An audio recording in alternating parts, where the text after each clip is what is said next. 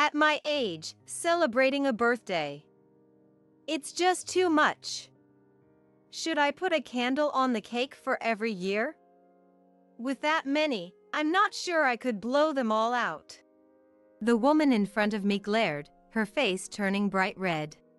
I wished she could understand my frustration. After all, my arms and legs were broken, and I was in pain all over. Yet, she just wouldn't let it go. But this ridiculous relationship will finally end. I hope she goes to hell.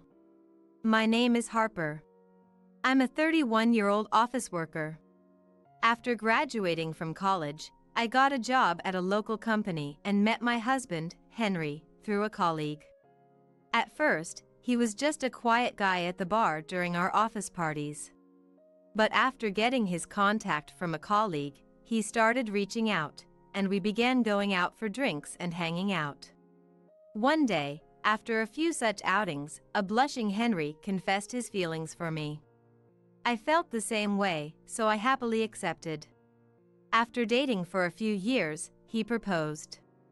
My family is very close, and I want to build a warm home with Harper. He told me that. Little did I know, years later, I'd face such a nightmare. Starting next year, I'll be transferred. It's back to my hometown. I heard this from my husband a year after our marriage. I thought, so, the time has finally come. His company transfers him every few years. We currently live in my hometown, but not his. His family home is quite far, over an hour by plane. I knew about the transfers when we got married, so I was mentally prepared. I never thought of divorcing or living separately because of this. I've only ever left my hometown for trips or work training, so leaving was a bit scary. But knowing he'd be with me was comforting. My mom and the others are excited to see us more often. Hearing that made me a bit uneasy. And there was a reason. My husband has an older brother, Bil, who got married to his high school classmate, Sael, due to a shotgun wedding when he was 19. Bil, who had just started working, lived with his in-laws due to financial constraints. Their son, born around that time, is now in middle school. I sometimes wonder why they don't move out and live on their own. But it seems the reason is Mil and Sael. They're as close as a real mother and daughter. Before the transfer, we visited his family a few times a year. But after marrying, I couldn't just be a guest.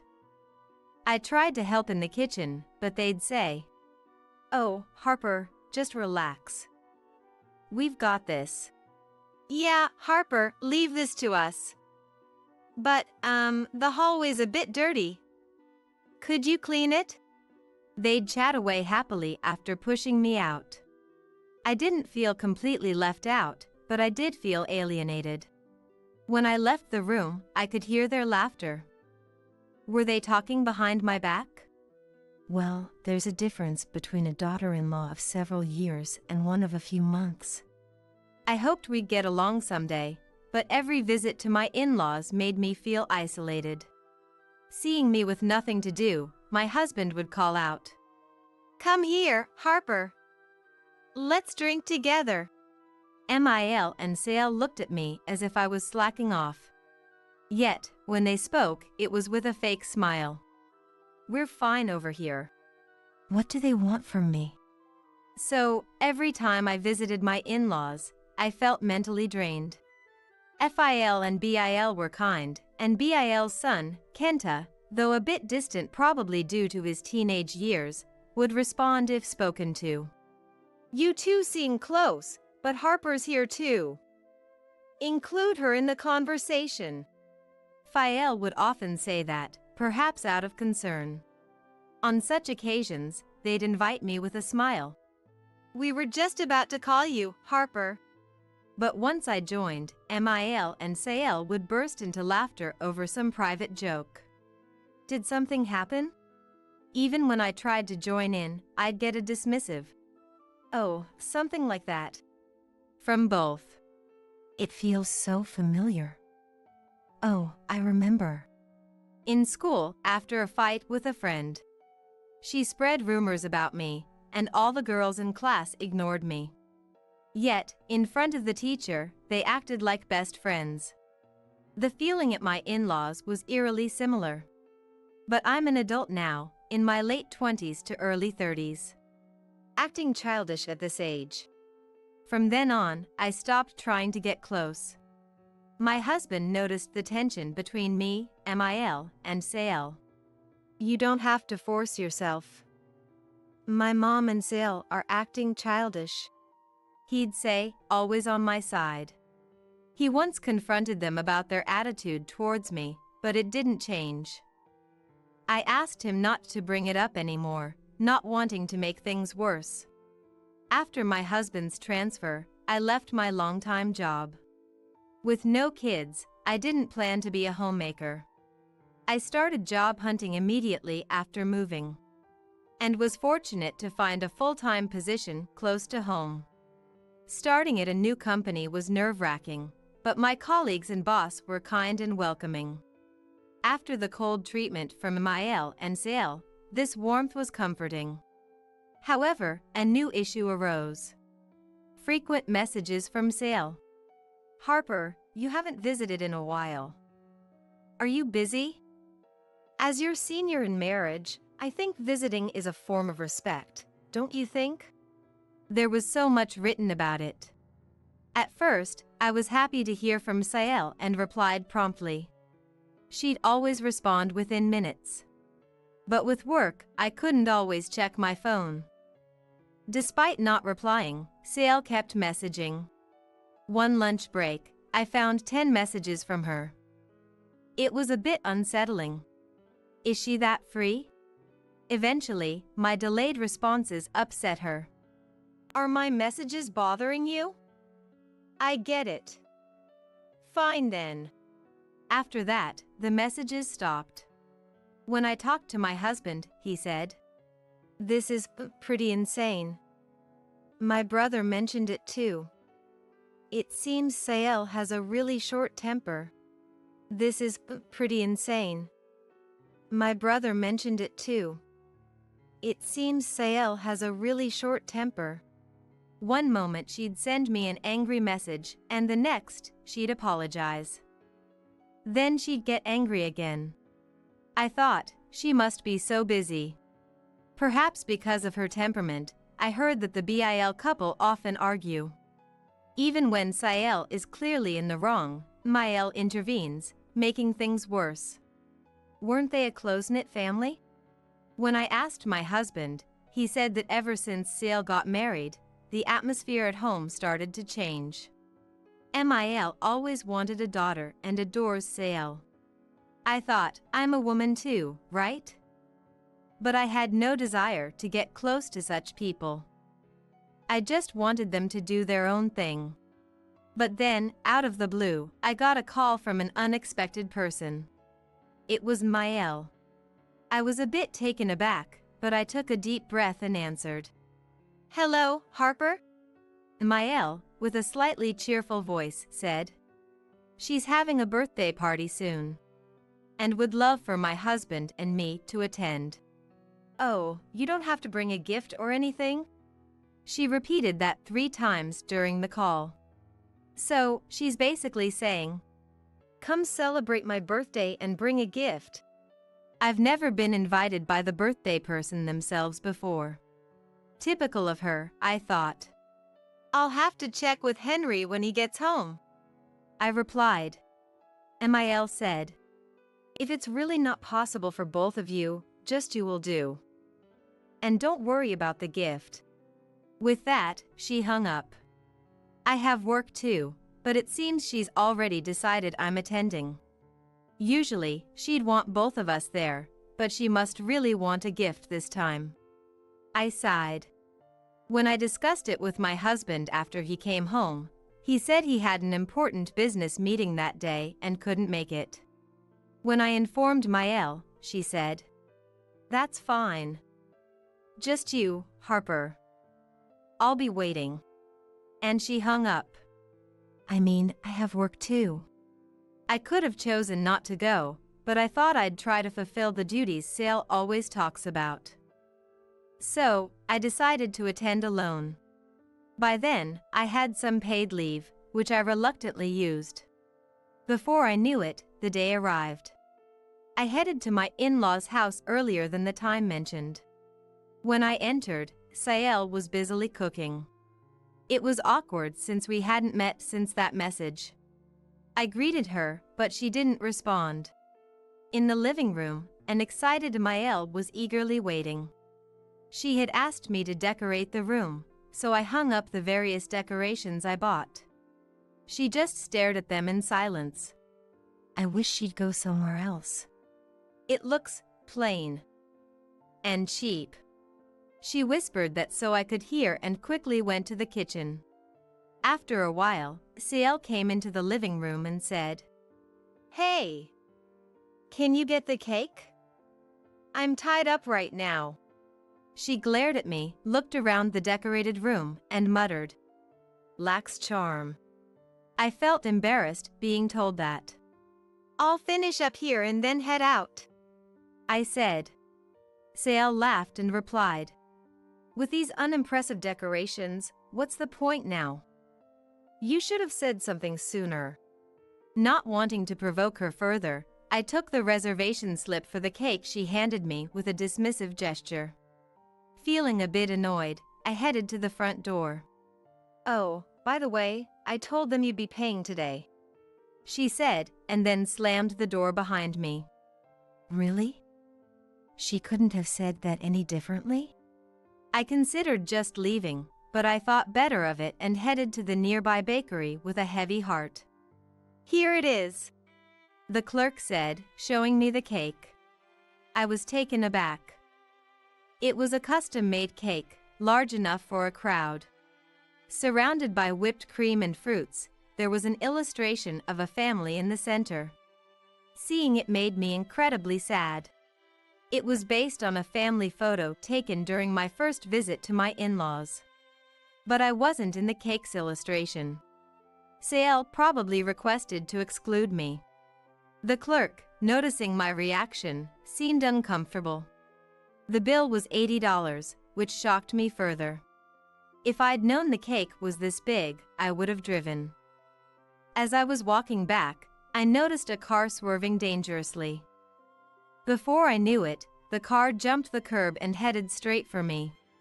The pain hit me instantly. "Someone's been hit. Call an ambulance," I heard a kind voice before blacking out. When I came to, I was in a hospital bed. A doctor explained my injuries. A broken right arm and leg. Thankfully, my head was fine. The driver had fallen asleep at the wheel. "Do you have someone we can contact?" I gave them my husband's contact, as well as Mael and Sales, thinking they might be worried. I noticed the slightly crushed cake box next to me. I must have thrown it when I saw the car coming. I was dozing off when my phone kept ringing. Answering it, I heard, "Where are you? It's my birthday. I heard you had a minor accident, but you're okay, right? Hurry back and help with the preparations." She hung up without waiting for a reply. My broken arm and leg told a different story. I'm done with this family. They better brace themselves. I pleaded with the doctor to let me leave, promising to return soon, and headed to my in-laws. With a strong ally by my side, I wasn't afraid. When I arrived, the two of them were waiting outside, probably eager to make a snide remark. As I transferred from the car to a borrowed wheelchair, Mael stammered, "Wait, did you break bones? What happened?" Seeing my injuries, she seemed genuinely shaken. My right arm and leg were casted, and I had numerous scrapes and bruises. It was clear to anyone that my injuries weren't minor. I came because Mael insisted. "Here's your birthday cake." And good news, Henry came to support me. Henry pushes my wheelchair. After finishing a business call, He had rushed over when he heard the voicemail from the hospital while I was napping. He was by my side when the call from my mother-in-law came in, shaking with anger as he listened to the conversation with me. He told me we didn't have to go, but I pleaded, and he humbly spoke with the doctor for me. "Are you out of your mind? Look at Harper. How is this a minor injury? Tell me." It was the first time I'd seen him so furious. My mother-in-law responded, "No, you've got it wrong. I don't like answering calls from unknown numbers. The only reason I picked up the hospital's call was..." She glanced sideways at my sister-in-law. It seemed she hadn't expected my condition to be this severe. And she hadn't anticipated my husband's arrival either, as she was at a loss for words. Then, "What's all this commotion about?" came a voice. With that, my father-in-law and others emerged from the house. "What? Harper, you're seriously injured. I heard it was just a scratch from a fall." All eyes turned to my sister-in-law. "Well, anyone can mishear things." She tried to defend herself. But such a transparent lie, nobody would believe it. My brother-in-law said to her, "What were you thinking?" "Apologize to Harper." "Why should I apologize? I didn't hit her with my car," she retorted. What a way to dig her own grave. The story about a scratch from a fall was a lie she made up. Let's just move on.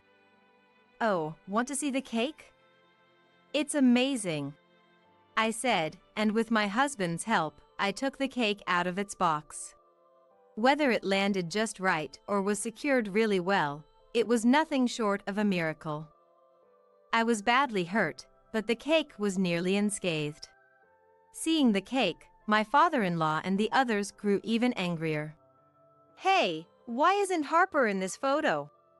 Faced with this question, my sister-in-law, who had ordered the cake, desperately said, "Oh my! It must be the bakery's mistake. I'll call and complain." She tried to escape the awkward situation, but I stopped her. "Wait a moment. Look at this." I signaled to my husband. In my phone's photo gallery was a picture given to me by a cake shop employee. It was probably the final design of the cake, and there was a big note saying, at the customer's request, "Cut out this person." My sister-in-law hadn't noticed, but the cake shop employee told me. "Actually, I went to middle school with her. She used to ostracize me. She's still doing such childish things." She had given me the photo, saying I could use it if I wanted. "Sister-in-law, you're still doing your foolish things even as an adult." Everyone glared at her, except for my mother-in-law. But she alone said, "Do you enjoy blaming her so much? She said it was a mistake. You're so unpleasant." She glared at me. Everyone wondered what she was talking about. Moreover, she had opened the present I brought while I was away and mocked the scarf inside, saying it was an unattractive color. That's too bad. We put so much thought into it, right, Henry? At my words, my mother-in-law looked puzzled. That's because the scarf was a gift my husband had spent an hour choosing at a department store since he couldn't attend today. "My mom and I both love yellow. We used to say we were alike because of it when I was a kid." He shared such a heartwarming story with me. Yet, they treated him like this. My mother-in-law, trembling, shouted, "It's all your fault. Everything. On such a special birthday." She was so loud and obnoxious that I retorted, "Act your age. It's just a birthday. Are you nuts? Should we put a candle on the cake for every year you've been alive? I'm not sure you'd be able to blow them all out." I didn't regret saying it, because today would be the last time I'd see my mother-in-law. "We're leaving," Mom, sister, you two are out of your minds. We won't be coming back here. We don't want to see you again. We don't need any inheritance. Goodbye, Henry said, pushing my wheelchair away. The family he once loved was nowhere to be seen. He chose me over his own parents. That made me so happy. The aftermath was chaotic. My father-in-law offered my mother-in-law a divorce. She didn't accept easily, saying, "You should reconsider, FIL." I thought, how dare she, but then my sister-in-law chimed in. "Is this the time to worry about others?" My brother-in-law said to her. "What?"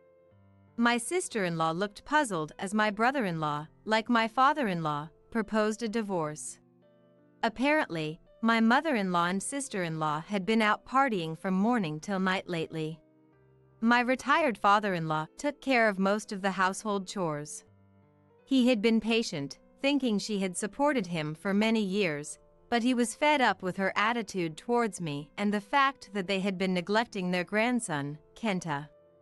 Moreover, right after Kenta was born, my sister-in-law claimed she had postpartum depression and went back to her parents' house. It turned out she was lying and just wanted to party. When her parents found out, they disowned her. She had no place to go, so she clung to my mother-in-law.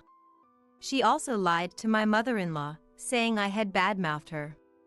MIL, who easily believed that is also MIL. I was dumbfounded when I heard this. I hope those two malicious women live happily ever after. I don't need such a family. In the end, they couldn't come to an agreement. "I'll give you the house. Do whatever you want." And my father-in-law said. They agreed to divorce when they realized they'd get the house, but my ex-sister-in-law said, "Make sure you pay child support." To which my brother-in-law replied, "Why would I? I'm not giving you custody." She threatened to sue, but he had no intention of giving up custody, and Kenta said, "I'd obviously go with Dad." She was counting on the child support, but the divorce papers were already filed, and the divorce was finalized. You can't live on a house alone. I hope she struggles. A few months later, I was still working. "We have an interview today. Please join me." At my company, an employee always attends interviews to provide feedback. Excuse me." I couldn't hide my shock when I saw the nervous person who walked in for the interview. She was wearing a wrinkled suit and dirty pumps. Clearly not dressed appropriately for an interview. To my surprise, it was my former sister-in-law. I almost laughed out loud. She must have been attending countless interviews and had forgotten that I worked here. Her interview responses were terrible, and it was clear she wouldn't be hired even if I didn't say anything. She had no work experience, and when asked about it, she said, "I was taking care of my ex-husband's parents after our divorce." I struggled to hold back my laughter. When my boss asked if I had any questions, I said, "It's wonderful that you're so family-oriented. What would you do if, during work hours, you got a call from a hospital saying a loved one had an accident and needed you right away?" I looked straight into her eyes as I asked. She avoided my gaze and replied in a soft voice, "Of course, I'd go to the hospital immediately." The interview ended after I thanked her. My boss asked about the intent behind my question. I explained everything, and he was shocked.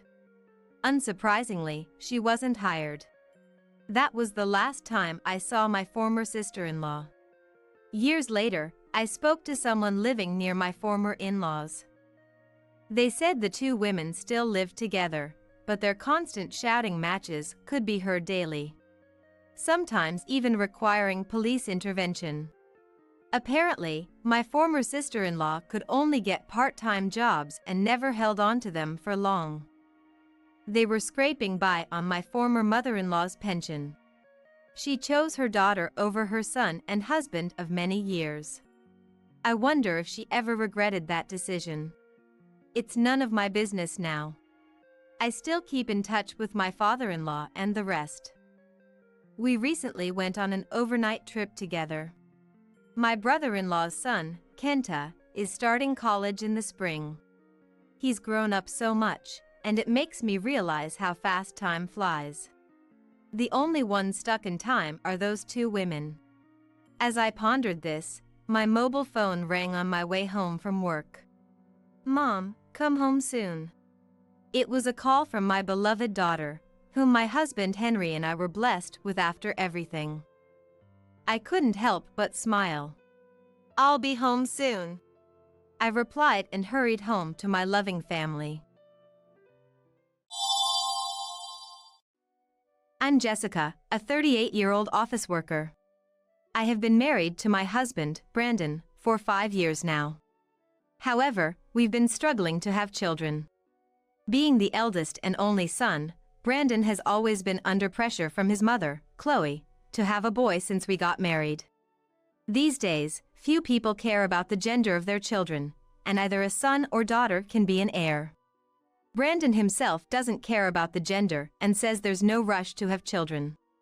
But Chloe sees me as an adversary and always tells me when Brandon's not around. "A woman who can't have children is useless in this family. If you can't have one, you might as well leave." Her words have hurt me deeply.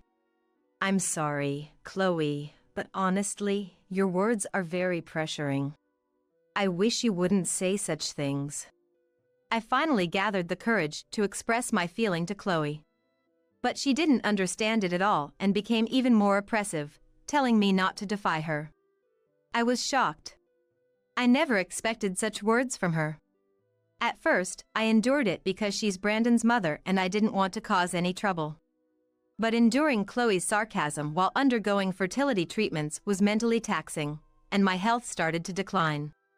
Realizing I couldn't hide it anymore, I confided in Brandon. Furious, Brandon sternly warned Chloe, which stopped her surprise visits to our apartment for a while, but she continued to hurl insults daily through WhatsApp.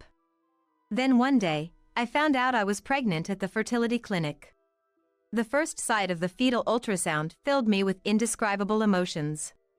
When I showed Brandon the ultrasound at home, we both cried tears of joy. But our happiness was short-lived as I remembered a significant problem. Chloe. Telling her about the pregnancy would surely lead to her frequent visits, insisting that pregnancy isn't an illness, telling me to move around, or bragging about her own experiences. The doctor advised me not to overexert myself until a heartbeat is confirmed, so I was torn about what to do. After discussing with Brandon, we decided I should stay at my parents' house for a while. If I'm at my parents' house, even if I'm not feeling well, my parents are there, and Chloe won't make a surprise visit to my parents' house. It's close to my workplace and Chloe wouldn't barge in there. I called my mother right away, explaining about the pregnancy in Chloe, and decided to return home for a while. Brandon drove me to my parents' house, where they were overjoyed about my pregnancy. After greeting my parents, Brandon returned to our apartment. Being back at my parents' house, away from Chloe, brought me peace of mind. Soon after, morning sickness hit, and I spent days in bed. At work, my pale face raised concerns, and my boss suggested me to take a break, which I gratefully accepted. Many women at my job, including those who have undergone fertility treatments, understood my situation. Their support was comforting. Other than severe morning sickness, my pregnancy was uneventful, and the baby grew healthily. Feeling the first kicks was indescribably touching, and I lovingly caressed my belly every day. In fact, Brandon and I had already planned to move to a bigger house once we had a child. The reason is, our apartment was getting old, and while it's fine for just the two of us, it felt inconvenient for raising a child. We had set various criteria like proximity to stations, hospitals, and shopping facilities, and were searching accordingly. Then, Brandon suddenly sent me a photo. It was of a new high-rise condominium near the station. The area around the condo had everything needed for living, like commercial facilities and hospitals, and it was close to nurseries and schools, making it convenient for kids in the future. Completion is expected next month, and I casually entered a lottery for it. Surprisingly, we won. If you don't like it, we can just transfer it to someone else. Jessica, you can see it and decide. Hearing this, I immediately opened their website, was taken aback by the stylish design of the rooms, and exclaimed, What? the latest system kitchen, a bathroom with a sauna. Moreover, the unit we won was on the top floor of the 30-story building. The view from the window was amazing. I was a bit hesitant about the price, but Brandon works at a top-tier company, and with our salaries, we could afford it, so I decided to sign the contract for this condominium. Of course, I couldn't keep the purchase of a new high-rise condominium from my in-laws. I talked about it through Austin, my father-in-law. Austin said, "It's impressive that you young ones bought a condominium. If you need anything, I'm here to help." However, Chloe was not happy about this. When she found out we bought a high-rise condo, she was upset that we weren't living with her. Then, an incident happened. A week after moving in, Chloe suddenly visited. As usual, she went around the room complaining, but I entertained her with a smile. Then, suddenly, Chloe said she dropped her keys near the emergency stairs. What? Why did you drop your keys by the emergency stairs? Don't tell me you climbed all the way up here? I said, but apparently, she had dropped them while checking where the emergency stairs were, just in case. I went to the emergency stairs instead of Chloe to get the keys. At that moment, I'm taking this house. I was suddenly pushed from behind, lost my balance, and fell down the stairs. Ouch! Help, somebody! Unable to stand due to pain and shock, I suddenly felt warm water flowing around my feet. Realizing I had probably broken my water, I thought about calling an ambulance, but since I had hit my head hard, I lost consciousness. When I woke up, I was in a hospital bed. Brandon was there, looking worriedly at me. Jessica, are you okay? Brandon asked, visibly shaken, as I woke up. Where am I? What happened to me? I was still confused from just waking up and had a fuzzy consciousness from the head injury. When I touched my stomach, I felt something was off. My stomach, which was big until recently, had shrunk. Realizing this, I felt the blood drain from my face. Hey, why is my stomach like this? Where's my baby? Where did my baby go? I asked Brandon. Then Brandon quietly began to speak. The baby in your belly is. The moment I heard those words, I couldn't stop my tears and began crying out loud in the hospital room. Someone on the same floor found me, noticing the emergency staircase door left open. When they went to close it, they found me collapsed and hurriedly called an ambulance. Brandon asked why I approached the emergency stairs, so I explained everything about my interaction with Chloe. I was mentally harassed by Chloe when Brandon wasn't around before, which had once caused me to fall ill.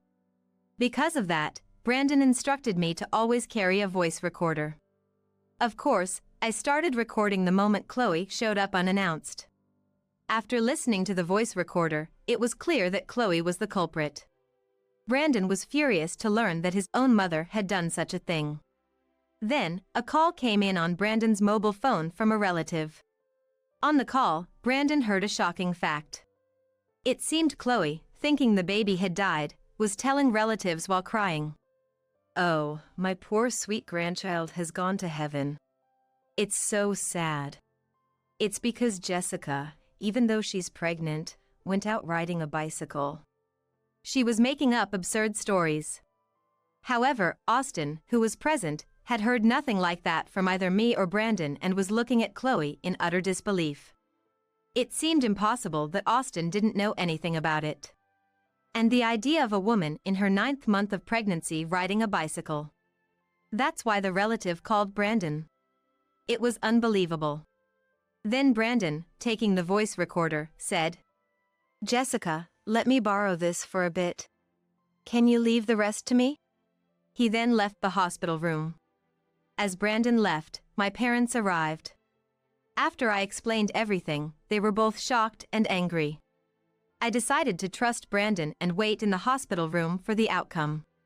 Meanwhile, Brandon met with the relative who had called him. It turned out Chloe was gathering relatives at her house, explaining the incident.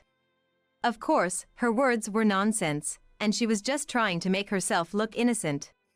Some relatives believed Chloe and wept, while others were skeptical and viewed her with suspicion. Suddenly, Brandon burst in, causing Chloe to look at him in surprise. Huh? Brandon, why are you here? You were supposed to be with Jessica. She needs you. It's so sad about the baby. I was looking forward to its birth, Chloe said, even feigning tears. At that moment, something snapped in Brandon. Enough, Mom. I know everything. You pushed Jessica down the emergency stairs, he said, pulling out the voice recorder in front of the relatives. Everyone was shocked to hear the conversation recorded so vividly. Who heard the voice could not hide their surprise. Is this true? Austin, whose face turned pale due to the shock, asked Chloe. No, that's not true. This is nonsense. I didn't go near the emergency stairs. Even after hearing the recording, Chloe insisted she hadn't done it. However, there was a security camera nearby, and its footage would surely show me and Chloe entering the emergency stairwell. When Brandon mentioned this, Chloe, who had been speaking fluently until then, turned pale and began to tremble. How awful. We're family, aren't we? How dare you shame your own mother like this? Chloe clung to Brandon, insisting she was innocent and that it was Jessica who had slipped on her own. Even if that were true, leaving someone who had fallen and not helping them is questionable. However, the relatives who had already heard the voice recording did not believe Chloe's story. Instead, they urged her to go to the police and turn herself in. It's not me. I'm not the bad one. You understand, don't you? You know I'm not the kind of person who would do this. Prove it in front of everyone. Chloe desperately appealed to Austin to affirm her innocence. But no one believed Chloe's story anymore.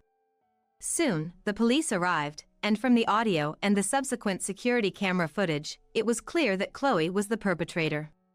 She was taken to the police station and arrested. The reason she did this was because the baby was a girl.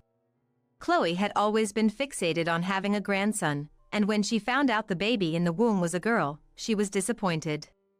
She thought that by pretending this baby never existed, she could try for a boy next time. When I heard this from the police, my head went blank with shock. Despite all that had happened, the baby grew healthily in an incubator and was discharged after 2 months. A few days after coming home from the hospital, Austin visited our apartment to apologize for the incident. He said that he and Chloe had divorced, that their house was sold, and he was going to move back to his family home. It was sad that the house where Brandon had grown up was gone, but since Austin wasn't to blame, we told him he was always welcome to visit. We regularly let Austin see his granddaughter after that. He adored his first grandchild and played with her with such kindness in his eyes. 3 years later, our second child, a boy, was born. Our daughter, now a big sister, couldn't wait to take care of her brother and was always by his side. Watching them was heartwarming, and every day was filled with happiness. But that happiness was disrupted by a visit from someone. The doorbell rang repeatedly, and when I checked the monitor, to my surprise, it was Chloe. I thought I would never see her again, and seeing her brought back memories of that day, making me feel nauseous. What do you want now? I have no intention of seeing you again. Please leave, I said, but Chloe wouldn't listen. Apparently, Chloe had fallen ill, struggling daily with her health and finding it difficult to go to the hospital without a car. She had divorced Austin, and their house was now just an empty lot. She had no one else to turn to for help. Shockingly, Chloe knew I had given birth to a boy. She had apparently seen us in town, noticing Brandon holding our son. To Chloe, it was the long-desired grandson. She was determined to live with us and make the boy fond of her. So you finally became a proper woman, giving birth to a boy. When you were pregnant with a girl, I was so disappointed in you. But now that you've had a boy, let's forget the past and live together, shall we? For a moment, I doubted my own ears. Live together after all that? Impossible. What are you talking about? After what you did, living together is impossible. Leave now, or I'll call the police. Unfortunately, Brandon was at work at this crucial time. In distress, I immediately called Austin. He was supposed to visit the apartment today to see his son and daughter. With trembling hands, I called Austin. It turned out he was already near the apartment, so he hurried over. When Austin arrived, Chloe exclaimed in surprise. We couldn't argue in the entrance of the apartment building, as it would disturb others. But I had no intention of letting Chloe, whom we had cut ties with, into our apartment again. I gave Chloe an ultimatum, telling her I would call the police if she really didn't leave. Realizing her wish wouldn't be fulfilled, Chloe started to create a scene at the entrance and began arguing with Austin. Troubled, I contacted Brandon at work. After hearing the situation, Brandon called the police, and they soon arrived at our apartment. The police, understanding the situation, took Chloe away in a police car. As the commotion was in a conspicuous place, several residents of the apartment witnessed it. I felt sorry for causing inconvenience to many people. Later, after Brandon returned home, we discussed the situation with Austin and decided to move. As long as we lived here, Chloe would surely come back. We couldn't risk something happening to the children next time. Besides, Austin, though he said he had gone back to his family home, was living alone since his parents had passed away. Our daughter liked Austin and had previously expressed a desire to live with him. Austin is a kind person, and leaving him alone at his age worried us. When we proposed living together, Austin was very happy, despite everything that had happened. Afterwards, we bought a used property in the next town. Though it was second-hand, the house itself was very nice, and the surrounding environment was good too.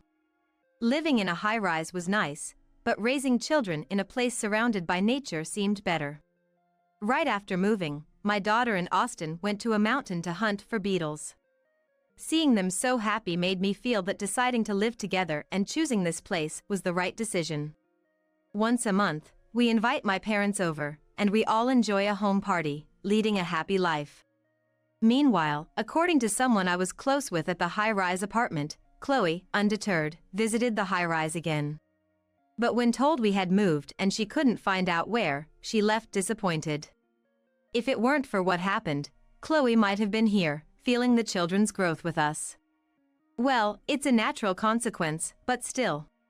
Later, I heard Chloe reluctantly returned to her hometown, rented a small apartment, and now lives a lonely life, working part-time in cleaning.